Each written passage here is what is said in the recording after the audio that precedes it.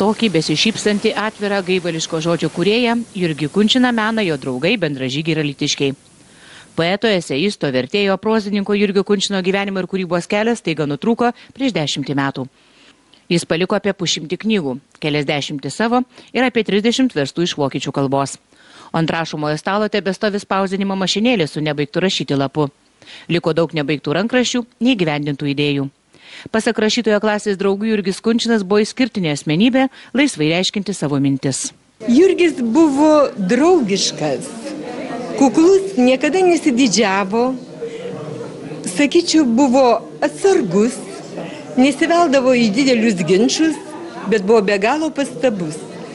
Ir ta jo kūryba atskleidžia tą sugebėjimą pastebėti smulkmenas, jas įsiminti ir jautriai perduoti skaitytojui. Nepasakyčiau, kad užsidaręs, bet nemėgo girtis. Jis tik vieną kartą man asmeniškai pasigyrė, dabar negaliu pasakyti 88 ar 9 metais, kad jis priimtas į Rašytojų sąjungą. Anot vaikystės ir jaunystės draugo, kompozitoriaus ir dainų atlikėjo Alvydo Jagelevičiaus, Jurgis Kunčinas vienas pirmųjų ragino dainas rašyti pagal jo prozos kūrinius. Mik, vaikė, mik, tau mirtis nesisapnuos. Mik, vaikė, mik, degs žiburys. Tačiau literatūros tyrinėtojai pripažįsta, kad Kunčino kūryba dar mažai ištyrinėta. Aš manau, kad Jurgio Kunčino kūryba visų pirma yra labai jautri, labai asmeniška ir kartu yra labai aukšto meninio lygio. Manau, kad vis tik tai apie Jurgio Kunčino kūrybą taip pat nėra kai kas pasakyta.